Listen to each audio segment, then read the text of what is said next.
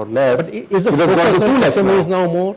Sorry? Is the focus on SMEs now more than what it used to be earlier? Earlier, from outside at least, it would appear that Gujarat will do all out to roll out the red carpet for the big industries. But when it comes to the small guys, well, he has to struggle hard, get his, First of all, I think there is never. Is that change? If you have to say Gujarat rolled out red carpet to big industries or big projects, how many projects have come in? And if you look at number of small projects which have come in, you will realize that it's not so. It is not true. But because it is more noticed, because when the large project happens, it is noticed. Even your newspaper will cover that much more than a small guy doing something.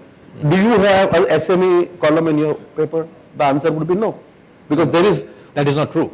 Maybe not true. Maybe not true. But I'm saying that just highlighting SME's achievement, how much effort we as society putting in, that is where we should see it. But if there is a large project coming in, there is a front page news, which all of us read.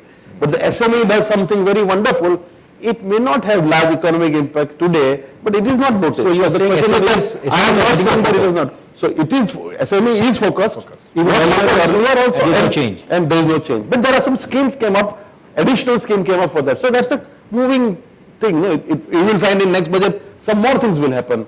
I think every year then as the income goes up, then more and more incentives will come for the industry. Is that the perspective there? I mean, on this industry? No, I sometimes wonder, considering that the basic entrepreneur spirit and nature of the Gujarati community, why SMEs have not prospered. Is it policy or is it something else? I mean, if you compare Gujarat with, say, Germany.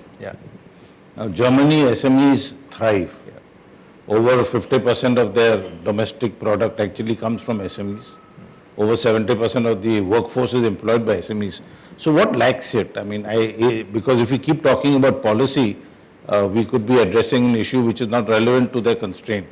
So I am not so sure what the answer to that is. Why is it that SMEs have not prospered as much as the natural capability of the Gujarati would suggest that it can? I don't have an answer to that. So maybe if the panelists, then we can have a better discussion. Sure. There are two things that you have to take into consideration.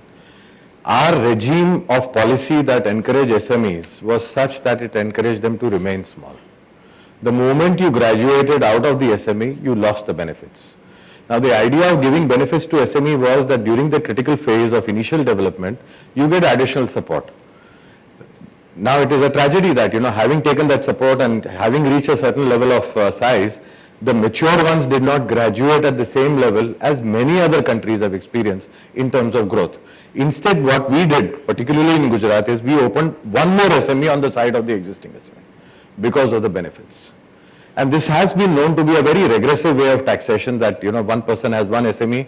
I know of a company that has had about 42 SMEs in something like 4 sheds in Baroda because of the incentives and the nature of incentives. Then they asked for an increase in the threshold limit from 1 crore to 5 crores to be eligible. We saw a huge amount of consolidation taking place across India and in Gujarat. This was somewhere in the middle, 95, 96, 97. Right. Then there came a regime that so many incentives were given on sales tax benefits that the state started to lose the revenues. And there was a race to the ground when the central government then intervened in the year 1998 and said no more sales incentives for any of the states for any of the industrial development, and that whole regime stopped in 1999. Because they lost revenues, they went back to the Planning Commission, said we want more money, we are giving incentives. So they took money from the Planning Commission, gave incentives, and they had nothing for development. When that regime stopped in the year 2000, and Gujarat and all other states had to come out with a new policy, 2000, 2001 onwards, we have actually seen relatively good quality SMEs now maturing. And then there is, in addition to this policy problem that we have had in the past, we have also had the problem that SME by its very nature, not many of them aspire to become big. For example, you take a chartered accounting firm. He is very happy with his 40 clients, with his 2 partners, and he is absolutely satisfied. This paradigm of thinking that unless you grow big, you are no good, it's not valid anymore. Maybe it's different in the manufacturing sector. But cumulatively it should be big. Individually it should not be big. But cumulatively for the state it should be big. Cumulatively for the state, let me give you the idea. Out of the total amount of, this last year, Gujarat touched 11 lakh crores of industrial output. It's a huge number. As a percentage of the total... India?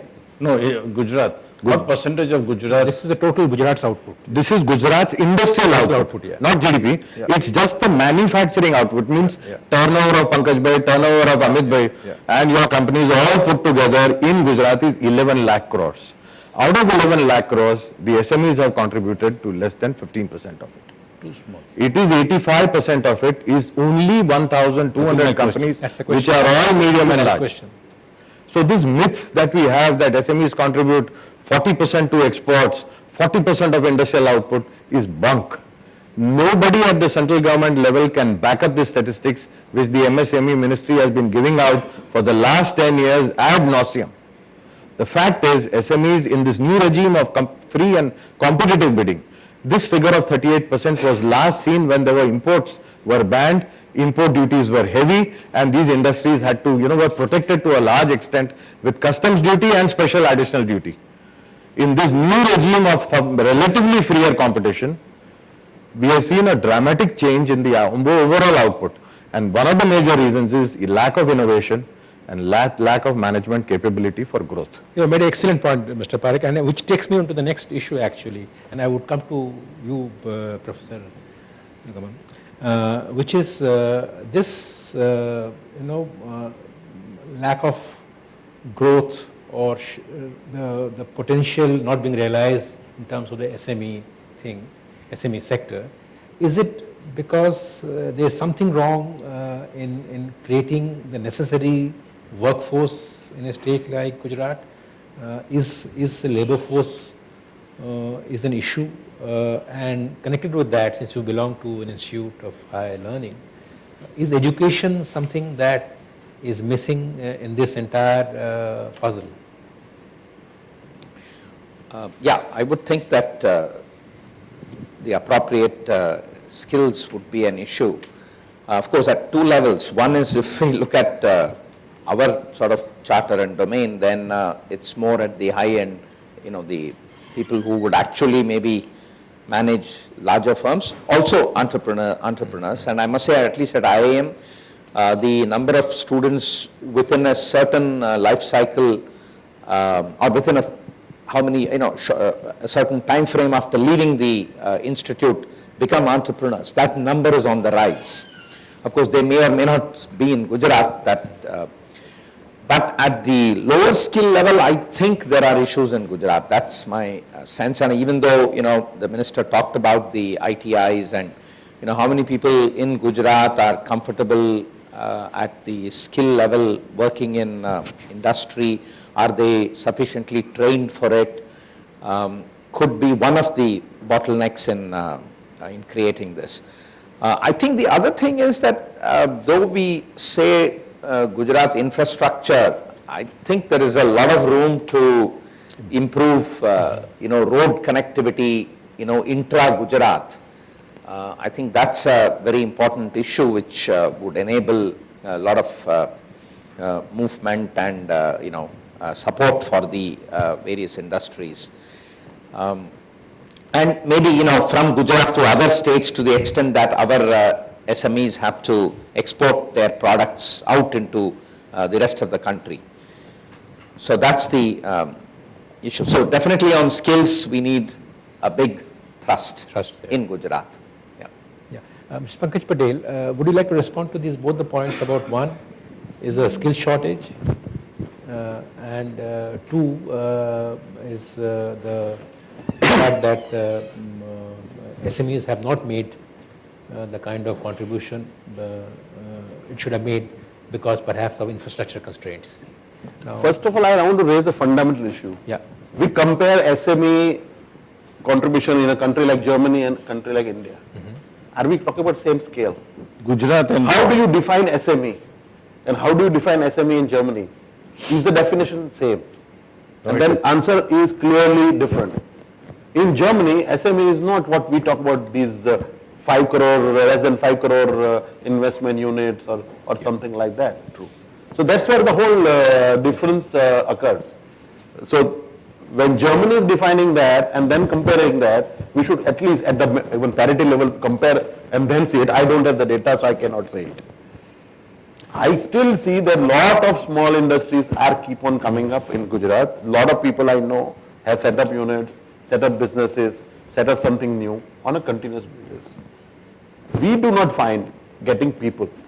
The question is the skills. skills, yeah. And I can tell you that it is a kind of a problem of education in India in general. Okay. Even if I hire people from other state, I have the same problem. I have to train them, I have to make them understand my requirement and then do it.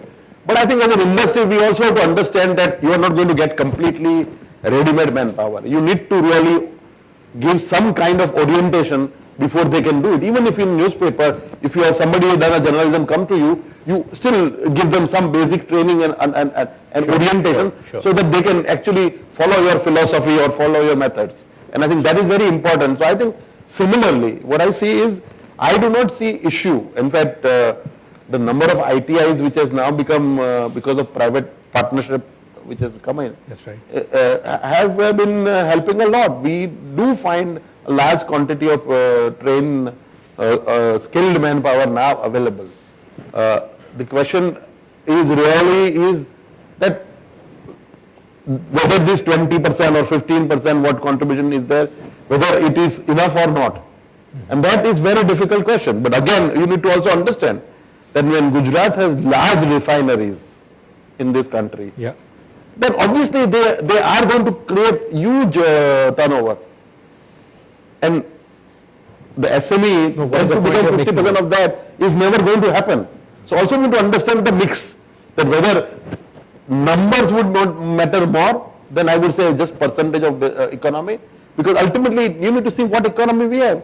Germany doesn't have refineries, and that's why they could. So you are saying that if you look at pure manufacturing, refineries are actually correct. So if you just do this kind of analysis, then you will realize that SME is contributing less, because I take my industry, for example, pharmaceuticals. Yeah. There are large number of SMEs in Gujarat in pharmaceuticals. When I go to association meeting, I see 500 people having units talking to us. and skills are not a problem. Skills not an issue. Could it be a problem in a different sector then? I mean, you raised the point about. Let me just add two sure. points to support what Pankaj Bhai is saying. The definition in Germany about small scale industries, up to 300 people working in the factory. They have no asset basis. Asset base, yeah. So you can have something like 500 crores of investment with 300 people working in an automated plant, and that would be regarded as a small industry, so SME in Germany. So like to like comparison to you know, for Firdause's point is a very valid argument. You know. Yeah. The other thing is, yes, let's look at the pharma. The number of pharma industries who are operational today is over 2,000 in Gujarat. And it's a very large number of people who are actually participating in it. So sector to sector, there are major variations in terms of the composition of the industry and the output. SR, for example, has sponge iron. Reliance has a petroleum refinery. The tragedy of Gujarat is that we produce a lot of raw materials. Very little of it is being used by other industries to convert it into finished products. And therefore, we have remained what we call a B2B state. Business to all our chemicals and petrochemical industries, you will not find a single product that a consumer can consume. If you look at our textile industry, compared to the garmenting industry that is in the north and in the south, Gujarat is basically a raw material producer. We produce the largest amount of cotton. Half of that cotton goes outside the state for spinning. Half of it is spun. Out of that, again, half of it is woven. And virtually less than 5% of it is converted into garments. So no value addition. I think Amit is here and he would buttress this. Now, when this happens, the industrial base is a very strong base. But the value addition component today is only 13% in Gujarat as against Maharashtra. Are you saying, is this happening because of lack of skills? Or why is it happening? For a variety of reasons. In the area of textiles, it has been our very constrictive labor policies. If you want to have large garmenting, you have to have like China, 5,000, 10,000 people doing garments. Nobody would have the guts with our labor laws to set up a 10,000 units. We'll come to that point later. It's a very important point. Plastics, for example. Yeah. Polyethylene, polypropylene are exported from Jamnagar to China. And yet, if you go to a shop in Delhi or in Ahmedabad, you will find toys made out of plastic all coming from China. There are reasons for this. So this unbalance which is there is in the field of value addition. And that is why the distortion is that we have not been able to use our raw materials within the state. We are now B2B. Okay. Whereas pharmaceuticals and edible oils, these are the two major sectors in Gujarat which are exceptions to this. Absolutely. Mr. Mandirwala, as somebody who has looked at, been part of the manufacturing sector or the infrastructure sector, so to say, did you face skills shortage, skills problem in Gujarat, operating here? Yeah, I'll answer that question. First, I'd like to make a comment on this issue about Comparisons. SMEs of Germany. Yeah. The comment I was trying to make, perhaps not well made, is that we should model ourselves along what Germany has done. Okay. And that's the future way to go. Yeah. It wasn't a comparison of we are good and we are not good. That was not Sure, the point. sure. It was that when we are looking at the basic entrepreneurial spirit of the Gujaratis, we should look at what Germany has done and take that as a sister state and model our future approach on what Germany has done. In terms of skill, I think part of the problem in Gujarat is that it is highly dependent on migrant labor. And therefore, one sometimes sees a skill shortage because that labor moves. And the focus on industry for continuous retraining is very high. At least from our point of view, we have a very strong training and retraining because migrant labor in large industries is quite a high percentage for some reason that I am unable to comment on. Yeah. So I think if a company says there is skill shortage, then the person to blame is the company. Okay. What's your, Mr. Amit Patel, what's your perspective on SME. skills, skill shortage and the SMEs? I think SME subject, state government should see it in a different perspective. They should see it, they should care about more job creation rather than giving a priority to a large industrial organization or a SME. For state, as long as number of jobs are created, that's well enough. It will fuel the GDP